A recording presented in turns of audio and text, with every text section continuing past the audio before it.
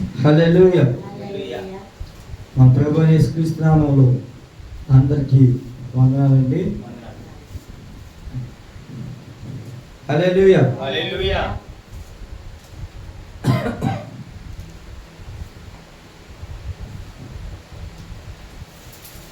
దేవుడు ఇది మన వాక్యం యొక్క ఉద్దేశము, వాక్యం యొక్క సారాంశం ఏంటంటే లోబడుట. మనం దేవుని చెప్పిన మాటకి లోబడాలి అని ఏం చెప్తున్నాడు అనే మాట మనం ఫస్ట్ సేవకులు నిలబడి వాక్యం చెప్తున్నప్పుడు మనం ఏదో ప్రార్థనకు వచ్చాము, వింటున్నాము, ఏదో కూర్చున్నాం వెళ్ళిపోయామన్నట్టు సబ్జెక్ట్గా కాదు. కానీ వాక్యం ఏం చెప్తున్నారు, వారు ఏం చదువుతున్నారు, వాక్యంలో ఏ మొక్కలు చెప్తున్నారు, దేవుడు చెప్పినాయనా కాదా అనే ఉద్దేశమైన మాటలు కనుక మనం వింటే అప్పుడు మనకు వాక్యం అర్థమవుతుంది. దేవుడు చెప్పిన మాటకి లోబడాలి అని మన హృదయం కదులుతుంది అన్నమాట. వాక్యం వింటేనే కదులుతుంది వాక్యం. హృదయం కూడా లోబడాలి, దేవుడు లోబడమంటున్నాడు అని. వాక్యం వినలేదు అనుకోండి మనకు అర్థం కాదు. లోబడాలని నీకు నాకు కూడా తెలియదు.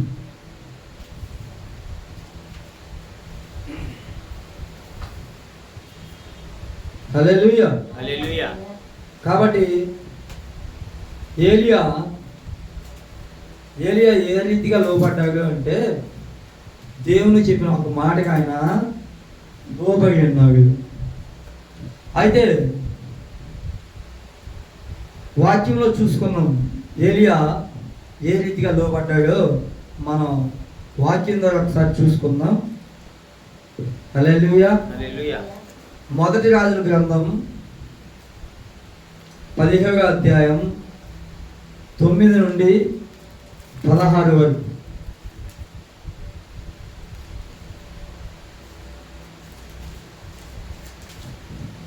298.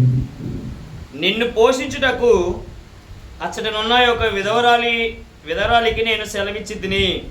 అందుకు అతడు లేచి సారెపతులకు పోయి పట్టణపు గవిని వద్దకు రాగా ఒక విధవరాలు అచ్చట కట్టెలు ఏరుచుండుట చూచి ఆమెను పిలిచి 298.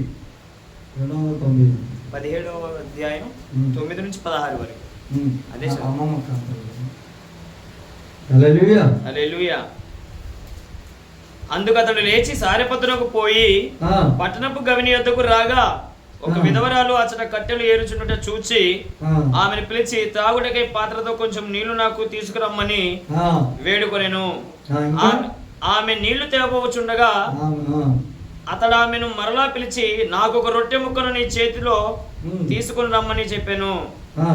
అందుకు ఆమె నీ దేవుడైన యెహోవా జీవము తోడు, తొట్టిలో పట్టెడు పిండి బుడ్డిలో కొంచెం నూనెయు నా యొద్దనున్నవే గాని అప్పం ఒకటైనను లేదు. మేము చావక ముందు నేను ఇంటికి పోయి వాటిని నాకును నా బిడ్డకును సిద్ధము చేసుకోవాలని కొన్ని పుల్లలు ఏరుటకే వచ్చిన నేను. అప్పుడు ఏలియా ఆమెతో ఇట్లా, నేను భయపడవద్దు, పోయి నీవు చెప్పినట్లు చేయము. అయితే అందులో నాకొక చిన్న అప్పం మొదట చేసి నా యొద్దకు తీసుకుని రమ్ము. తరువాత నీకును నీ బిడ్డకును అప్పములు చేసుకొనుము. భూమి మీద యెహోవా వర్షం కురిపించే వరకు ఆ తొట్టిలో ఉన్న పిండి తక్కువ కాదు, బుడ్డలో నూనె అయిపోదని ఇశ్రాయేలీయులైన దేవుడైన యెహోవా సెలవిచ్చుచున్నాడని నేను. అంతటా ఆమె వెళ్ళి ఏలియా చెప్పిన మాట చొప్పున చేయగా అతడును ఆమెయు ఆమె ఇంటి వారును అనేక దినములు భోజనము చేయుచు వచ్చిరి. యెహోవా ఏలియా ద్వారా సెలవిచ్చిన ప్రకారము తొట్టిలో ఉన్న పిండి తక్కువ కాలేదు, బుడ్డిలో ఉన్న నూనె అయిపోలేదు. హల్లెలూయా. హల్లెలూయా. హల్లెలూయా. హల్లెలూయా. కరువు దినము వచ్చిన దినంలో ఏలియాకి చెప్తున్నాడు, దేవుడు చెప్తున్నాడు ఏమనంటే, దేవుడు ఏం చెప్తున్నాడంటే సారేపతి అనే ఊరు, అక్కడికి నువ్వు వెళ్ళు. 9లో ఏమంటున్నావు కదా, అక్కడికి నువ్వు వెళ్ళు, నిన్ను పోషించడానికి వచ్చట ఎవరున్నారంట, ఒక విధవరాలు. హల్లెలూయా. దేవుడు ముందుగానే సమకూర్చేశాడు అక్కడ ఒక విధవరాలు.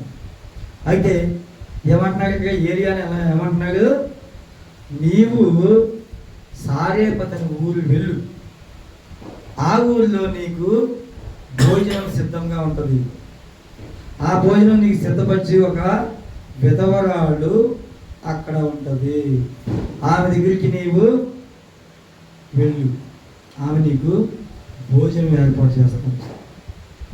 వాక్యంలో చూసుకున్నట్టు కనుక కరువు దినములో, ఆహారం లేని దినముల్లో దేవుడు ఏలియాకి,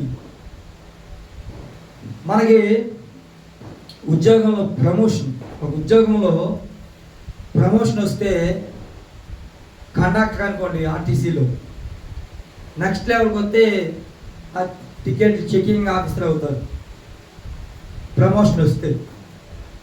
ఆ విధంగా చిన్న ఉద్యోగం చేసినప్పుడు కేటగిరీ పెరిగి ప్రమోషన్ వస్తే మన కేటగిరీ లెవెల్ పెరుగుతుంది. కానీ ఇక్కడ ఏలియాకి ఆహారం దొరుకుతున్న సమయంలో ప్రమోషన్ రాల, కరువు దినంలో ప్రమోషన్ వచ్చింది. హల్లెలూయా. కరువు దినంలో ప్రమోషన్ వచ్చింది. ఏంటది ఆ ప్రమోషన్? ఒక్క పూట కూడా తిండి లేని వారింటికి భోజనానికి నువ్వు వెళ్ళు అని చెప్పటమే. ఒక్క పూటకి వండుకొని తినడానికి భోజనం కూడా లేని ఒక విధవరానికి నువ్వు వెళ్ళు, ఆ సారేపతని ఊరికి నువ్వు వెళ్ళు అని దేవుడు చెప్తే ఆనందపడాల, సంతోషపడాలండి. కడుపునిందంత బిర్యానీ తినే పరిస్థితి నుంచి ఒక్క పూట కూడా ఆ విధవరాని ఇంట్లో ఆహారమే లేదు. అలాంటి ఆ విధవరాని ఇంటికి నన్ను పంపిస్తున్నావు, నేను వెళ్ళి ఆమెని నాకు ఒక ముద్ద పెట్టమ్మని నేను అడగలనా? ఏమని అడగాలి? నేనైతే ఎప్పుడు కూడా కడుపు మార్చుకున్నాను, కానీ ఎవరిని కూడా ఒక్క ముద్ద ఎప్పుడు కూడా నాకు అన్నం పెట్టనని అడగను. ఎన్నో దినములు కడుపు పట్టుకుని ఏడ్చాను, ప్రభువా నా ఆకలేస్తుంది, ఎవరైనా నాకు ముద్ద పెడితే బాగుండు అని ఏడ్చాను కడుపు పట్టుకునేవాడిని తప్ప ఎవరిని గిన్నె పట్టుకొని కానీ నాకు అన్నం పెట్టమని కానీ నేను అలా. అదే మనసు మానవత్వం ఉన్న మనిషి ఏం చేస్తాడు కదా, ఒరే వాళ్ళకే తిండి లేదు, ఆ విధవరానికి వాడు ఆమె కొడుక్కే కుమారునికే తిండి ఉంది, నేను వెళ్ళి ఆ రొట్టెలో నాకు చిన్న ముక్క పెట్టండి అంటే ఏం అడగలం?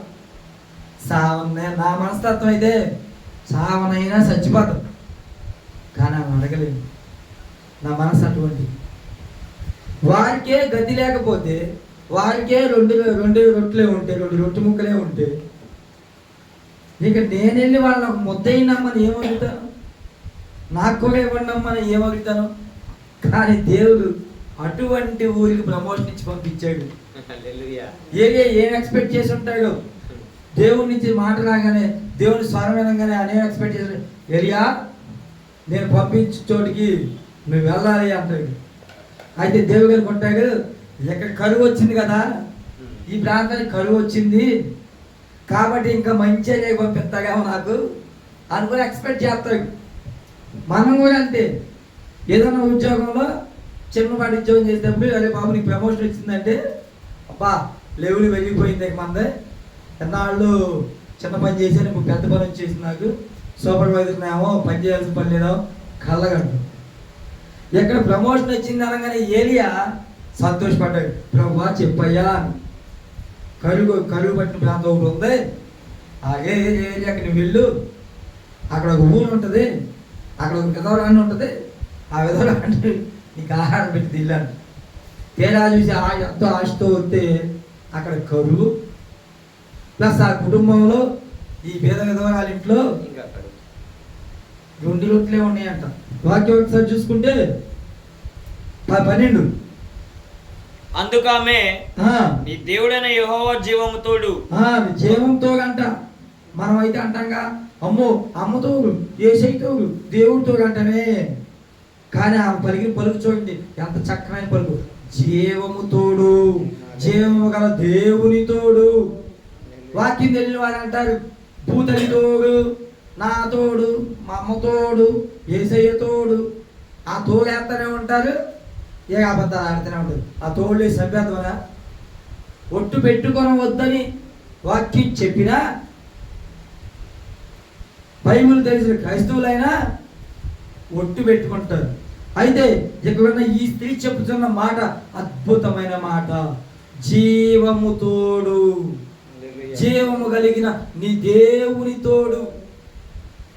చదవండి. తొట్టిలో పట్టెడు పిండియు బుడ్డిలో కొంచెం నూనెయు నా వద్దనున్నవి గాని అప్పం ఒకటైనను లేదు. అప్పం ఒకటైనా లేదు. మేము చావక ముందు నేను ఇంటికి పోయి వాటిని నాకును నా బిడ్డకును సిద్ధం చేసుకునవలనని కొన్ని పుల్లలు ఏరుటకే వచ్చిన నేను. పుల్లలు ఏరుకుంటకు వచ్చిందంట. తర్వాత అప్పుడు ఏలియా ఆమెతో ఇట్లా, నేను భయపడవద్దు, పోయి నీవు చెప్పినట్లు చేయము. అయితే అందులో నాకు ఒక చిన్న అప్పము మొదట చేసి నా యొద్దకు తీసుకుని రమ్ము. తరువాత నీకును నీ బిడ్డకును అప్పములు చేసుకొనుము. భూమి మీద యెహోవా వర్షం కురిపించే వరకు ఆ తొట్టిలో ఉన్న పిండి తక్కువ కాదు, బుడ్డెలో నూనె అయిపోదని ఇశ్రాయేలీయుల దేవుడైన యెహోవా సెలవిచ్చుచున్నాడు. హల్లెలూయా, హల్లెలూయా, హల్లెలూయా, హల్లెలూయా. ఏలియా ఎవరండి? ఒక గొప్ప దైవజనుడు, ఒక గొప్ప సేవకుడు, ఓ గొప్ప దైవజనుడు. అయితే దేవుడు పంపించాడు. దేవుడికి తెలుసు కదా ఆహారం ఏ రీతిగా ఈ యొక్క ఏరియాకి పంపించాలని. అందుకని అంటున్నాడు, ఈ సారేపతి ఊళ్ళో ఒక పేద విధవరాలు ఉంటుంది. కరువు వచ్చిన దేశం అది, కరువు పట్టిన దేశం అది. అయితే నీవు ఆమె ఇంటికి వెళ్ళు అంటే అప్పుడు ఇద్దరు సంభాషణ అంటది, అయ్యా జీవము తోడు, యెహోవా జీవము తోడు, మా ఇంట్లో పిండి లేదు, నూనె లేదు, రొట్టె లేదు, నేను గబగబా వెళ్ళిపోతా నీ దగ్గర నుంచి. నేను గబగబా ఇంటికి పరిగెత్తుకెళ్ళి 2 రొట్టెలు చేసుకుంటాం, నాకొకటి నా కొడుకు. నువ్వు వచ్చావనుకో మేము ఆకలితో పోతాం, నువ్వు బతుకుతావు. కాబట్టి నీకు జాగ్రత్తనై, నీకు లేదు రొట్టె, ఎందుకంటే పిండి నూనె మా ఇద్దరికి మాత్రమే, నాకు నా కుమారునికి మాత్రమే ఉంది, నీకు లేదు అని చెప్పి. అయితే ఏలియా అంటాడు, అమ్మా భయపడద్దు. ఎందుకు భయపడద్దు? మనకు సహాయం చేయవాడు యెహోవా ఉన్నాడు కదా. అందుకని నీవు భయపడొద్దమ్మా. నీవు ఉన్న వాటిలో ఆ నూనె, ఆ పిండి తయారు చేసి మొదటి అప్పమును నాకు ఇవ్వు. ఎవరన్నా అడుగుతారు ఆ మాట? వేడి చాలా మంది సెంటిమెంట్లు, వేడి దాంట్లో కూర పొయ్యి మీద నుంచి అలా దింపగానే అమ్మ కొద్ది కూర ఏంటి ఊరుకుంటారు వాళ్ళు, మేమే బోనీ చేయలేదు బాబు, నీకు మాంసం వేసి పెట్టాలి మేము అంటారు. ఏ ఊరింటికన్నా చుట్టాలు ఇంటికి వెళ్ళినా కానీ ముందేం చేస్తారంటాడు, వేడి దాకలో దిగగానే దాచుకొని కొంచెం తర్వాత కథమాలకు పెడతారు. అట్లాగే ఈయన డైరెక్ట్గా అడుగుతున్నాడు, డైరెక్ట్గా అడిగేసేస్తున్నాడు. ఏమని? అమ్మ నువ్వు తయారు చేసి మొదట నాకు ఎత్తుకురా అన్న దాని వెనక ఉన్న అర్థం వేరుంది. అది ఎవరికి తెలుసు? ఏలియాకి తెలుసు. ఏలియాకి యెహోవా చెప్పి ఉన్నాడు, నీ వెళ్ళి నీ భోజనానికి ఏమి కొదువ లేదు, నీ వెళ్ళి నీ ఆహారంకు ఎటువంటి ఆటంకము లేదని ఏలియాకి చెప్పాడు. కాబట్టి ఏలియాకి చెప్పాడు కనుక, అమ్మా మొదటిది నాకు ఇవ్వమ్మా. అసలు అన్నం అడగడానికే కడుపు పోతే పోయాను బాబు, తిండి లేకపోతే ఏదో కాలంలో దూకి సర్దమని వెళ్ళిపోతాం. అట్లాంటిది ఒక పూట తిండి లేదు, గతి లేదు, దిక్కుమాలిన బ్రతుకు. అది భర్త లేని ఒక పేద విధవరాండి. ఆ దగ్గరికి వెళ్ళి నీ సట్టిలో ముద్దుంటే మనం ఏమవుతాం ఆమెకే లేకపోతే. కానీ ఎక్కడ జరిగిన కార్యం ఏంటంటే యెహోవా లోబడమన్నాడు. ఏలియా నువ్వు వెళ్ళు అన్నాడు. ఏలియా ఒక్క మాట అయినా కూడా అడగకుండా అలాగే ప్రభు అన్నాడు. బయలుదేరాడు, ఏం చేయాలో చెప్పాడు. ఆ యొక్క విధవరాన్ని ఇంటికి వెళ్ళి అక్కడ నువ్వు భుజించి ఆమె ఆశీర్వదించు అన్నాడు.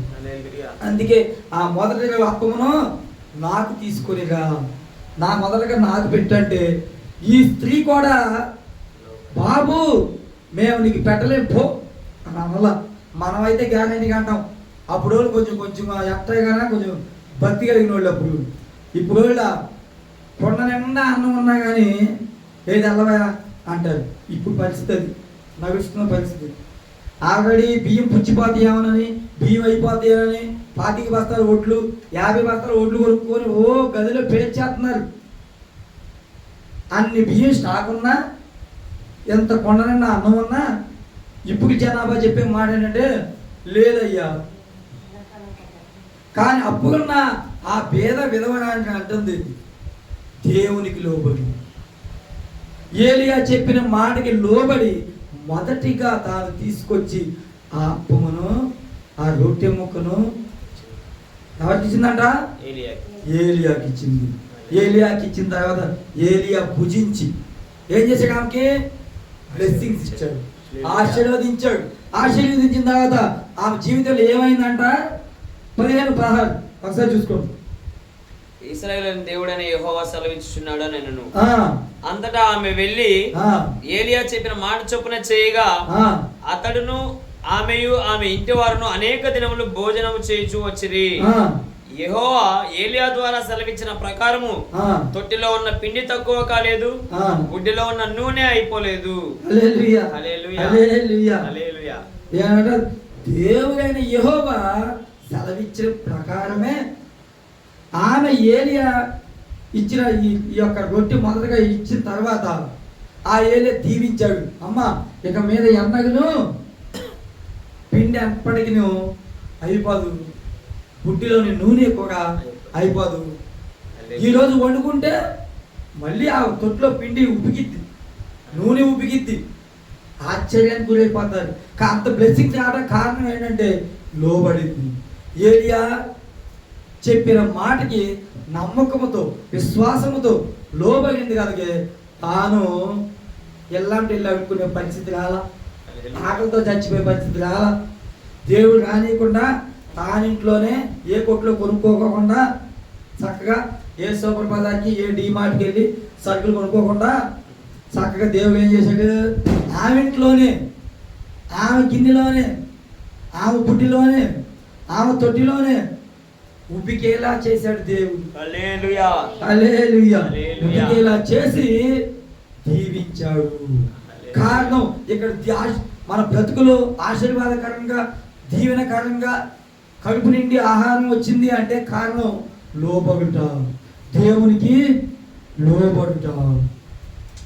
అదేవిధంగా కాకులు మనకు తెలుసు. కాకులు మనం చిన్నప్పుడు మా అమ్మ వాటలు పెట్టేది, మేము పొట్టలు కట్టి తీసుకెళ్తానే ఉండేవాళ్ళం. అది వచ్చి పొడిచేసేది, టిఫిన్ పొట్టలు మొత్తం కింద పడిపోయింది. మొత్తం దాని ముక్కే బాగా షార్ప్గా ఉంటుంది కాకులు. అయితే వాటలు కానీ టిఫిన్ కానీ ఏదైనా కానీ తినే వస్తువు కానీ ఏదైనా చిన్నపిల్లల చేతిలో కానీ ఏదైనా చూసిందా పొట్లని ఇట్లా కొట్టేసి అది తిందా మన్నీ తినేవద్దు. కానీ ఇట్లా పొట్లని కూడా కింద పడేసింది. మొత్తం తెలివిగా కింద పడేపించి ఇంకేం చేస్తాం, ఇసుకండి మనము తినంగా మళ్ళీ ఇంకో పొట్లను తెచ్చుకుందాం, కొట్టు మళ్ళీ కొనుక్కున్న చోటికి మనం వెళ్తాం. ఈ కాకి ఏం చేస్తే సూపర్ నేను చూసా కింద పడేసి చేశాను అని చెప్పి ఒక్కొక్క పురుగు సపరేట్గా చక్కని ప్లేస్కి తీసుకెళ్ళి ఆ చుట్టాలు కూడా పిలుచుకునేది. మనమైతే పోయినా మనమే వెళ్ళి కింది తిని వస్తాం, కానీ కాకులు మాత్రం కొంచెం కలివిడిగా ఉండి అమ్మ రెండే 10 పురుగులు పడిపోయినాయి అని చెప్పి ఆ 10 పురుగులు ఆ లెవెల్ అందరూ పిలుచుకొని 10 పురుగులు అక్కడే తిందాం ఓ చోడకి తీసుకెళ్ళి చక్కగా డాబా మీదో గూట్లోనో పెట్టుకొని పద్ధతిగా తింటది. అంత మంచి కాకి. అది ఆ కాకి స్వభావాన్ని దేవుడు ఎలా మార్చాడు తెలుసా?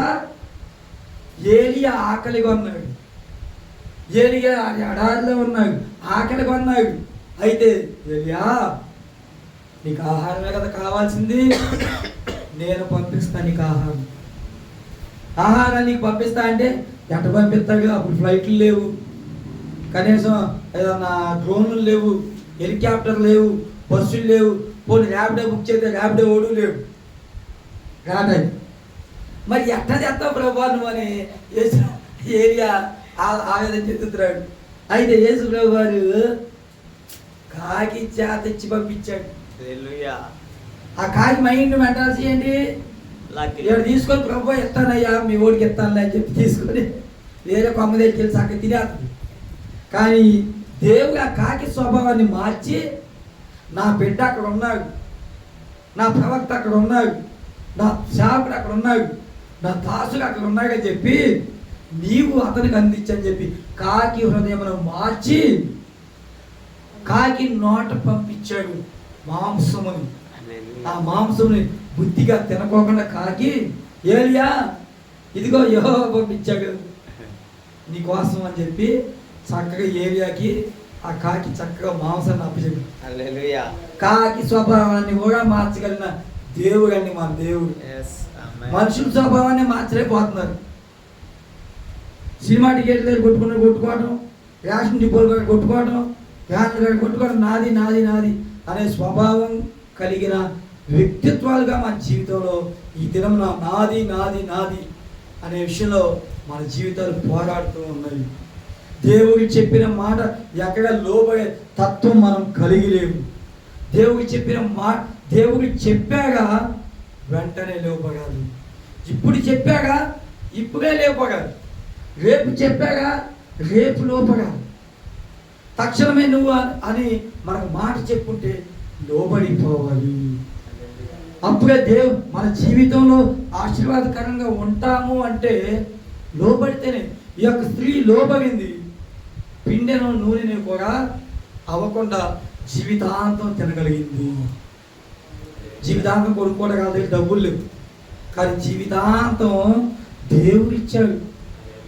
వాళ్ళకు నమ్మకం వచ్చేసింది, ఈ పిండి వాళ్ళు తింటే మళ్ళీ రేపు ఉబ్బిద్ది, ఈ పిండి మళ్ళీ వాళ్ళు తింటే రేపు ఉబ్బిద్ది, హాయిగా ఉబ్బిద్ది అని చెప్పి రోజు తింటానే ఉండాలి హాయిగా.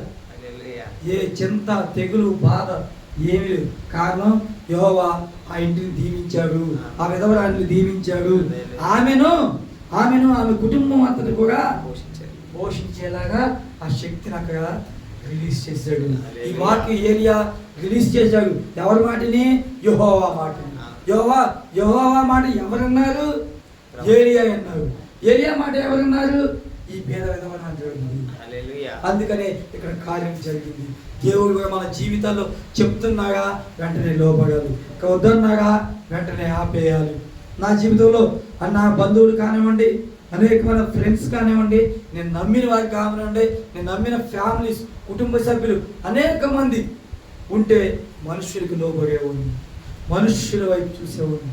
మనుషుల వైపు చూసినప్పుడు ఏ కార్యం నా జీవితంలో జరగల.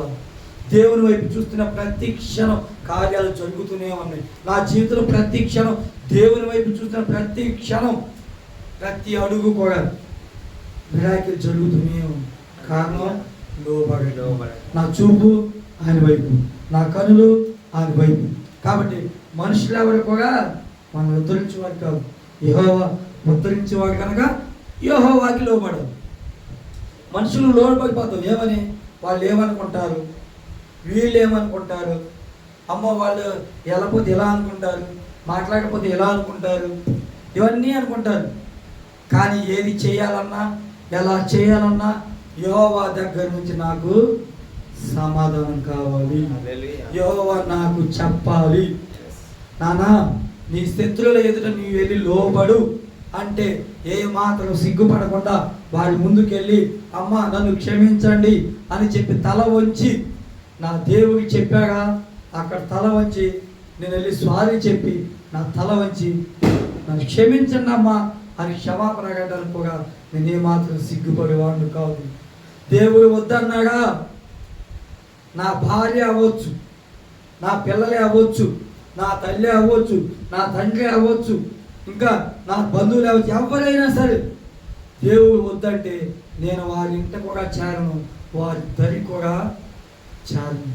అదే దేవుడు చెప్పాగా లోబడి నువ్వు వాళ్ళకి చెప్పాగనుకోండి, ఖచ్చితంగా నేను లోబడతాను.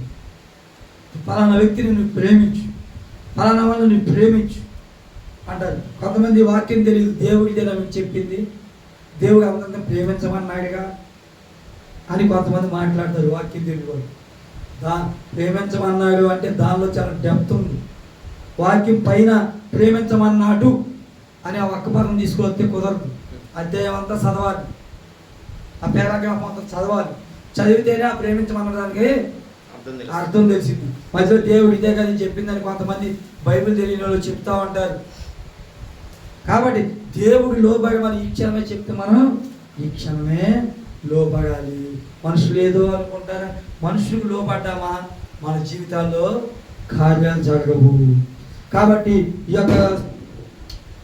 యొక్క విధవరాండ్లు వాడికి పెడితే మేమేమైపోతాంరా బాబు అనుకుంటే తన జీవితాంతం ఆహారాన్ని పొందగలిగేదా? పొందలేదు. కాబట్టి తాను ఇంకో మాట కూడా ఏమంటుందంటే 24 అదే దాంట్లో 24 చూసుకుంది. ఆ స్త్రీ ఏలియాతో నీవు దైవజనుడివై ఉన్నావనియు నీవు పలుకుచున్న యెహోవా మాట నిజమనియు ఇందుచేత నేను ఎరుగుదును అనెను. హల్లెలూయా. ఆమె అంటుందే అప్పుడు దాకా నమ్మకం లేదు ఆమెకి. కానీ ఈయన కొన్ని క్రియలు అద్భుతాలు చేశాడు. అంటే ఆమె కుమారునికి బాగాపోతే వ్యాధి వచ్చి బాగోపోతే దాన్ని స్వస్థపరచడం, నా కుమారుణ్ణి అయ్యా నా కుమారుని గాయాలు తీయి, కాపాడయ్యా, నా కుమారుని లేపయ్యా, బ్రతికించయ్యా అంటే ఆ విషయంలో కూడా తాను మిరాకిల్ చేశాడు. ఎందుకని? తాను లోబడి ఈ ఏరియా అనే దైవజనుడికి ఆహారం పెట్టింది కనుక కృతజ్ఞతతో ఆమె బిడ్డను బ్రతికించాడు. అప్పుడు నమ్మింది ఆవిడ ఏమని? అయ్యా నా ఇంట్లో ఆహారం కొదువు లేదు, ఇప్పుడు చూస్తే నా కుమారుడు బతికున్నాడు, చనిపోయామనుకున్నాను కానీ నా కుమారుడు బ్రతికేశాడే. ఎలా బ్రతికాడండి? ఎంబీబీఎస్ డాక్టర్ వెళ్ళాడు అక్కడికి, యెహోవా బ్రతికించాడు. దైవజనుడిలో ఉన్న అభిషేకం రిలీజ్ అయ్యి ఆ బిడ్డ బ్రతికాడు. ఆ ఇంట్లో తిండి కొదువు లేకోకుండా నూనె పిండి విస్తారంగా ఉబ్బుకిని అంటాం. అప్పుడు ఈ కార్యాలు దేవుడు చేసిన, స్వయంగా చేసిన ఈ కార్యాలు బట్టి ఆవిడ అంటున్నది ఏమంటుందంట? నీవు దైవజనుడివై ఉన్నావనియు నీవు పలుకుచున్న యెహోవా మాట నిజమని నేను ఎరుగుదును. అప్పుడు నమ్మిందంట. 2 అద్భుతాలు చేస్తే నీ దేవుడైన యెహోవా నిజమైన దేవుడు, నీ దేవుడైన యెహోవా దేవుడు నిజమైన దేవుడు. ఎస్, నీ దేవుడు నిజమైన దేవుడే, జీవం కలిగిన దేవుడే, నమ్మదగిన దేవుడే, సజీవుడైన దేవుడే, స్వస్థతలు ఇచ్చే దేవుడే, స్వస్థపరిచే దేవుడే, గాయాలు కట్టే దేవుడే అని ఆవిడ నమ్మిందంట. కార్యాలు చేసిన తర్వాత మన జీవితంలో ఎన్ని కార్యాలు చేశాడు యెహోవా? ఈ దినమున నీ జీవితాల్లో ఎన్ని కార్యాలు చేశావు? నువ్వు ఎందుకు నమ్మట్లా? ఎందుకని నమ్మట్లేదు? లెక్క పెట్టుకోండి.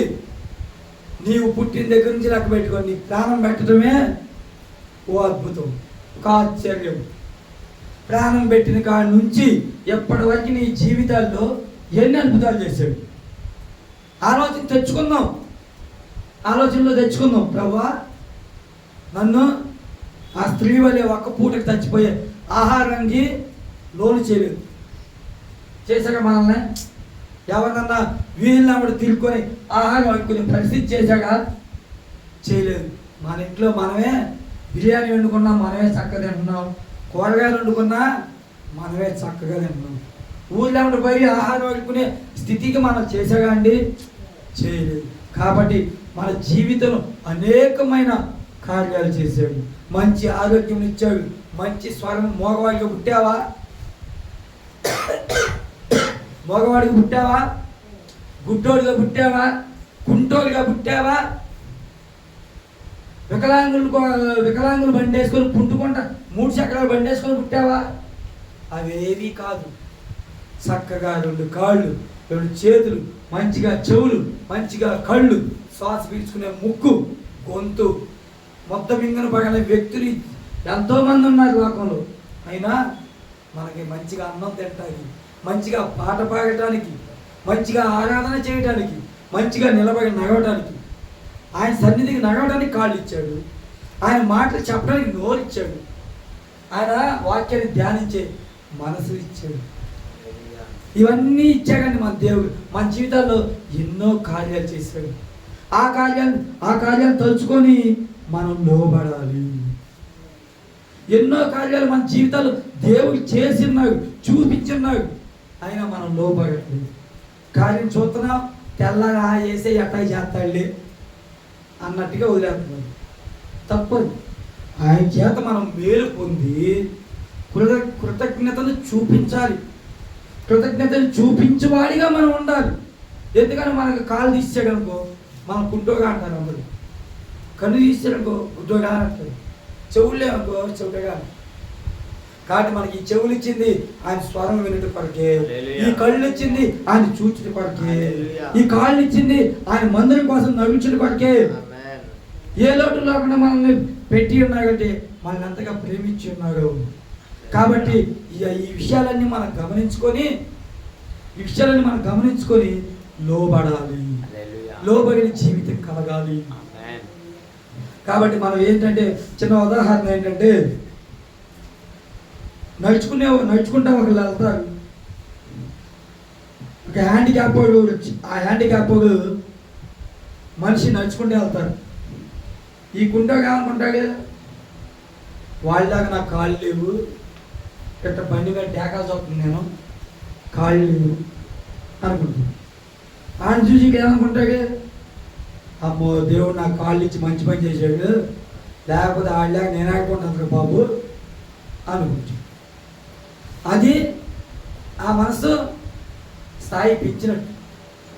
లేదా వాళ్ళలాంటి బతికే కోరుకుంటారు ఎవరన్నా? కోరుకో. అట్లాగే సైకిల్ మీద వెళ్ళేవాడు బండి మీద వెళ్తాడు. సైకిల్ మీద ఒక బండి మీద ఒక వెళ్తాడు. ఈ సైకిల్ మీద వెళ్ళేవాడు అనుకుంటాడు, నాకు బండి లేదేంట్రా బాబు, నాకు బండి ఉంటే బాగుండు అనుకుంటాడు. ఇవేమనుకుంటాడు, ఏమనుకుంటాడు, ఈ సైకిల్ మీద వెళ్ళేవాడి కంటే నేనే బెటర్గా అనుకోవాలి. ఈ సైకిల్ మీద వెళ్ళేవాడిని చూసి ఈగేమనుకోవాలి, కారు మీద వెళ్ళాలనుకోకూడదు. ఆ సైకిల్ మీద వెళ్ళేవాడి కంటే నేను బెటరే కదా బాబు, ఈ లెవెల్ కోరుకోవాలి. అంతేగాని ఈ బైక్ కన్నా మించిపోయి కార్ లెవెల్ కోరుకోకూడదు. ఈ సైకిల్ పక్కన మనం వెళ్తే ఆ సైకిల్ మీద నా బండి బెటరే కదా అని మనం అనుకోవాలి. అట్లాగే ఈ బండి ఒకటి కారు వెళ్తున్నప్పుడు కారు ఏమనుకుంటాడు, ఈ బండి మీద బలి వెళ్తున్నాడు అనుకోడు, విమానంలో వెళ్ళాలనుకుంటాడు. ఈ బండి ఏమనుకుంటాడు, ఆ కార్లు వెళ్ళాలనుకుంటాడు. కారు ఏమనుకోవాలి, ఆ బండి ఒకటి చూసినప్పుడు ఆ బండి వాడి కదా నేనే బెటర్ అనుకోవాలి. అది కాబట్టి మన జీవితంలో మనం ఏమనుకోవాలి, నేను చాలా బెటర్, దేవుడు నాకు అన్నీ ఇచ్చాడు, మంచిగా అవయవాలన్నీ ఇచ్చాడు, ఏ రోగం ఇప్పుడు దాకా లేదు, తిండి విషయంలో నా ఇంట్లో పొదువా లేదు, ఎవరిని అడుక్కునే స్థితి లేదు, ఎవరి దగ్గర చేయి చాపే స్థితి లేదు. అటువంటి జీవితాన్ని కలిగించిన నా దేవునికి మనం లోబడాలి.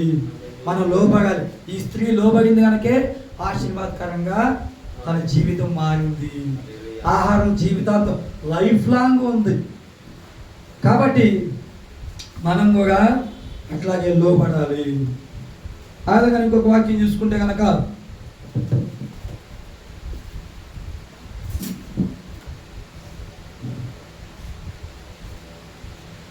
లోకాసు సువార్త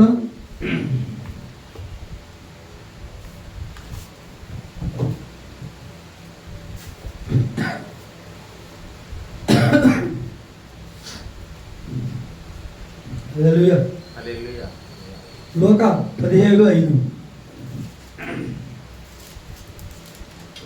లోకాసు వార్త 17:5 అపోస్తలులు మా విశ్వాసం వృద్ధి పొందించమని ప్రభువుతో చెప్పగా ప్రభువు మీరు ఆవగింజంత విశ్వాసము కలవారై ఈ కంబలి చెట్టును చూచి నీవు వేలతో కూడా పెళ్లగింపబడి సముద్రంలో నాటబడమని చెప్పినప్పుడు అది మీకు లోబడును. హల్లెలూయా హల్లెలూయా హల్లెలూయా హల్లెలూయా. ఇంకోటి మత్తయి 17:20 కూడా చూసుకుందాం. 17వ అధ్యాయం 20వ వచనం మత్తయి సువార్త.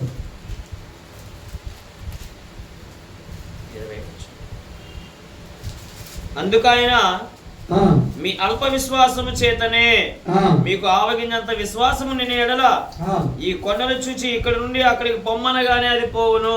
హల్లెలూయా హల్లెలూయా హల్లెలూయా. ఏమన్నాడంట? ఆవగింజంత విశ్వాసం నీకుంటే చాలు. ఆవగింజంత విశ్వాసం నీకుంటే ఈ కంబల చెట్టుని సముద్రంలో వేలతో పిగిలించి సముద్రంలో పడమన్నా అది నీ మాటకు లోబడి సముద్రంలో పడుతుందంటావు.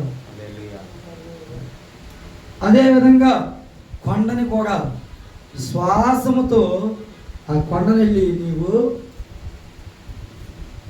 పక్కన జరగమని జరుగుతాడు. ఇది అక్కడికి వెళ్ళమంటే అక్కడికి వెళ్ళిద్ది, పక్క జరగమని జరిగిద్ది. ఎక్కడికైనా వెళ్తుంది. అది నీ మాటకు లోబడిపోతుంది. ఎందుకు లోబడుతుందంటే నీ విశ్వాసము. ఆవగింజంత విశ్వాసము నీకుంటే ఈ కొండని వెళ్ళి సముద్రంలో పడమన్నా పడుతుందంట. మనం ఉందా విశ్వాసం? మనకి ఆవగింజ పెద్దదా, ఇసుకరేణువు పెద్దదా? ఆవగింజే పెద్ద. మనకు ఆవగింజంత విశ్వాసం కూడా వద్దు. ఇసుకరేణువు చిన్నది, ఇంకా చిన్నది ఇసుకరేణువు. అంత విశ్వాసం కూడా మనకు లేదు. సమస్య వస్తే బాధ, ఏడిపోతే బాధ, కుంగిపోతే బాధ. ఏ విషయంలో తీసుకున్నా ఆ విశ్వాసం లేదు. దేవుడు అందుకే మనల్ని ఏ పోల్చాక ఆవగింజంత విశ్వాసము నీకు ఉండిన ఎగల ఈ కొండను వెళ్ళి సముద్రంలో పడమంటే అంట పడిద్దంట. ఆయన కనీసం రూపాయి బిళ్ళంత కూడా చెప్పలేదు విశ్వాసం. ఆవగింజ అంతే చెప్పాడు. ఆవగింజ చాలా చిన్నది. ఆ విశ్వాసం కూడా ఈ దినమున మన జీవితాల్లో ప్రభు ఎన్నో కార్యాలు చేసినప్పటికి కూడా ఆ విశ్వాసము మనకి లేదు. విడిచిపెడుతున్నాం. మన విశ్వాసం ఎట్లా ఉందో మీకు ఒక చిన్న మాట చెప్తాను. ఒక ఆవిడ ప్రార్థనకి వెళ్ళింది. అయ్యగారు ప్రార్థన చెప్తుంటే ఇలాగే ఇదే వాక్యం వచ్చింది. ఇదే వాక్యం వచ్చి మీకు ఆవగింజంత విశ్వాసం ఉన్న చోట, మీ హృదయంలో ఆవగింజంత విశ్వాసం ఉంటే దేవుని మీద మీ మాటకే కొండ లోపడిద్దంట. ఈ కొండని సముద్రంలో పడు అంటే పడిద్దంట అని ఆ రాత్రి కాలమే వాక్యం చెప్పాడు పాస్టర్ గారు. అయితే ఈ అమ్మాయి ఉంది, ఈ పాత్రకి వెళ్ళి అమ్మాయి ఉంది. ఇని అనుకున్నా రాత్రి ఒక మాట జ్ఞాపకం చేసుకుంది. నేను రాత్రి కోటాలకు వెళ్ళాను. కోటాలకు వెళ్ళినప్పుడు అయ్యగారు ఏం చెప్పాడు నాకు, నీకు ఆవగింజంత విశ్వాసం ఉంటే ఈ కొండ వెళ్ళి సముద్రంలో పడమన్నా పడిపోయిద్దంట. ఓకే అని చెప్పి గుర్తు చేసుకొని సముద్రం దగ్గరికి వెళ్ళింది. సముద్రం దగ్గరికి వెళ్ళి ఏ కొండ నువ్వు సముద్రంలో పడిపో అని చెప్పి ఆజ్ఞాపించింది. ఆజ్ఞాపించి ఇంటికి వచ్చి తలుపులు వేసుకొని పడుకుంది. తలుపులు వేసుకొని హాయిగా నిద్రపోయింది. తలుపులు వేసుకొని నిద్రపోయి పొద్దున్నే తలుపులు ఇలా తెరిచి చూసేసరికి ఆ కొండ అక్కడే ఉంది. సముద్రంలో పడల. సముద్రంలో పడల. ఎందుకు పడలేదంట? ఎందుకు పడలేదంటే విశ్వాసం లేదు. ఈ తలుపు తీయంగానే అంద ఏమందో తెలుసావా, పడితే మంచిదే, నేను విశ్వాసగాల్ని, బాగా నమ్మికమైన విశ్వాసం నాకు ఉందని అబ్బా అనేట్టు అనేది. పగపోయేసరికి నాలుగు తిప్పేసి ఏమంటుందంటే, నేను అనుకున్నా, నేను రాత్రే అనుకున్నా ఇది పడదని, నాకు ముందే తెలుసు ఇది పడదని, నాకు ముందే తెలుసు. ముందే తెలుసు అన్నదానికి ఎందుకంటే ప్రకటిస్తావు నువ్వు? ముందే తెలుసు అన్నదానికి ఎందుకు? ఆ సముద్రాన్ని జగదాలు చేయడానికి వెళ్ళావా? ఆ కొండను తిట్టడానికి వెళ్ళావా? ముందే తెలుసు అన్నదానివి తలుపులు తీసి అంటుంది. నాకు తెలుసు నువ్వు పడవని. నేను ముందే అనుకున్నా, ఆల్రెడీ ముందే అనుకున్నా అంట ఇది పడదని. అప్పుడు విశ్వాసం అది పడదని ముందే అనుకున్నంట. పడిపోతే ఏం చెప్పేది, నా విశ్వాసం చాలా బలమైందని చెప్పి. పడిపోయేసరికి ఏమంటుంది, నేను ముందే అనుకున్నా నేను. మన విశ్వాసం కూడా ఇదే.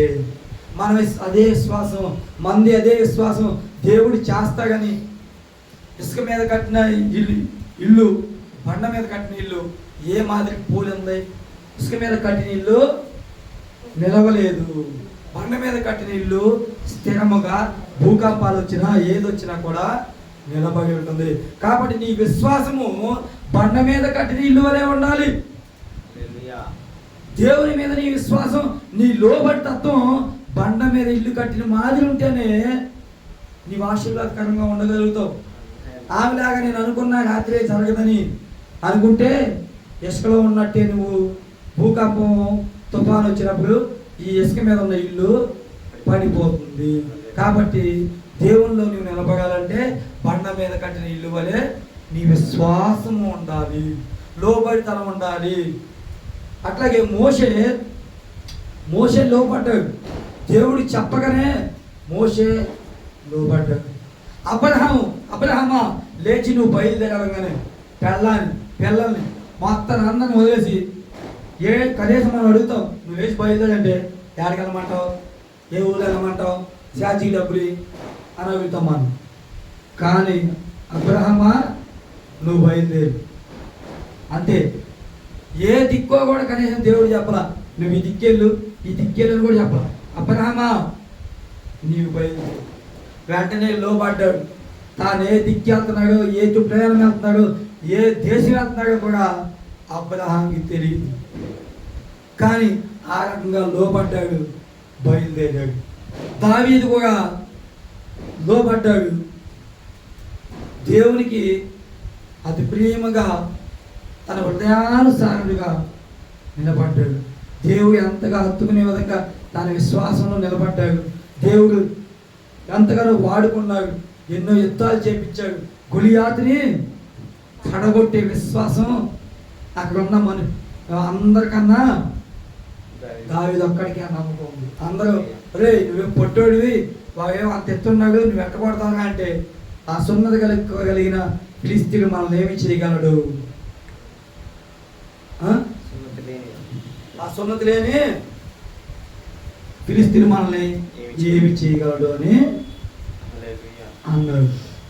కాబట్టి దావీదు ఆ రకంగా అక్కడ నిలబడి గొలియాతుని ఎదుర్కోగలిగాడు. ఆ విశ్వాసం ఎవరికి ఉంది, దావీదుకు ఉంది. కాబట్టి అక్కడ చేయగలిగాడు. దానియేలు కూడా అంతే. దానియేలుకి దేవుడు చెప్తాడు, మీరు విగ్రహం లేదుగా భుజించిన ఆహారంలో తినరాదు, నైవేద్యంగా పెట్టిన వాటిని తినరాదు, ఇంకా కొన్ని శాఖలు చెప్తాడు. వేటిని కూడా మీరు దేవత విగ్రహం వేటికి లోబడద్దు అని చెప్పిన రీతిగానే దాని ఎక్కడా లోబడడం. రాజుగారు ఈ కోటలో శత్రువులు పన్నాగాలు పన్ని, అయ్యా మరి దేవుని ఇలా ప్రార్థించకూడదు శక్తులు పెట్టినప్పటికి కూడా దేవుని మాటకి లోబడి ఆయన చెప్పింది నమ్మి లోబడి విశ్వసించి ఆ ప్రార్థన ఆయన చెరసాల్లో వేశారు, సింహం బోన్లు వేశారు. అయినా దానికి ఇష్టపడ్డాడు, కానీ వాళ్ళకి లోబడటానికి అక్కడ కూడా ఇష్టపడదా. కాబట్టి మనం కూడా దేవునికి లోబడితేనే మనం ధన్యులము. ఇంకొక లాస్ట్ మాట మనం మాట్లాడుకుంటే, పౌలు చెరసాల్లో ఉన్నారు. క్రైస్తవులు అందరూ తెలుసుకోవాల్సిన మాట, చాలా అద్భుతమైన మాట ఏంటంటే, పౌలు చెరసాలలో ఉండి పత్రిక రాశాడు, యేసు ప్రభు గురించి పరిచర్య చేశాడు. జైలులో ఉండి పరిచర్య చేసి, జైల్లో ఉంటే మనం ఉక్కిరి బిక్కిరి అయిపోతాం, మనశ్శాంతి ఉండదు. మన అక్కడనే లోపలేసి పెద్ద రాడ్లు, పెద్ద ఐరన్ రాడ్లు పెట్టి భయంకరంగా పెట్టి మనల్ని ఒక్కరిని చీకటి గుహలో పడేసి బంధిస్తారు. మనం ఉండాలంటేనే ఒళ్ళు గబ్బులు పడం, పగల చుట్టూ గబ్బులు పడుతుంది. అమ్మో నేను అక్కడ ఉండాలని, ఇక్కడ చీకటి ఎక్కడ ఉంటుంది భయంకరంగా. వెలుతురున్నది ఏముంది. పౌలు చెరసాలలో ఉండే పరిచర్య చేస్తే ఇంటికాడ చక్కగా తిని ఏసీల్లో పడుకొని అంత చేతను మనం ఎందుకు బైబిల్ చదవలేకపోతున్నాం? ఆయన రాసిన దాన్ని ఎందుకు ఆస్వాదించలేకపోతున్నాం? ఎందుకు బైబిల్ చదవలేకపోతున్నాం? ఎందుకు వాక్యాలు కట్టలేకపోతున్నాం? చదవలేక చక్కగా తిని పట్ల పెరిగిపోతుంది, చేయలేదు. చెరసాలలో ఉన్న పౌలే విస్తారమైన పరిచయం చేయగలిగాడు ఈ పత్రిక రాసి. కానీ మనం దేవునికి లోబడక, వాక్యంకి ఎదురు తిరిగి చదవలేక నిద్రమత్తులు అయిపోతుంది. కాబట్టి ఇదిలో మన యొక్క వాక్యం ఉద్దేశం ఏంటంటే దేవునికి మనం లోబడాలి. లోబడే మనసు నీకు ఉండాలి, లోబడే తత్వం నీకు ఉండాలి. లోబడి జీవించగలిగితే ఆశీర్వాదకరంగా మన జీవితం ఉంటుంది. నూనెయు పిండిని అన్నటికీ అయిపోదు. మన జీవితంలో కూడా అన్నటికీ కొదువ ఉండనేరదు. అంత విస్తారమైన సమృద్ధి ఆశీర్వాదమే మన జీవితంలో నిండుంటుందని దేవుడు చెప్తున్న మాట ఏంటంటే, మొదటగా మీరు నాకు లోబడండి, లోబడి ఉండుడి అన్నాడు. కాబట్టి ఈ వాక్యం ద్వారా మనం తెలుసుకున్నాం కనుక ప్రతి ఒక్కరు కూడా మనం లోబడి ఉందాం. ప్రభు ఇచ్చిన మాటలో దేవుడు దీవించిన కాక. ఆమేన్. హల్లెలూయా.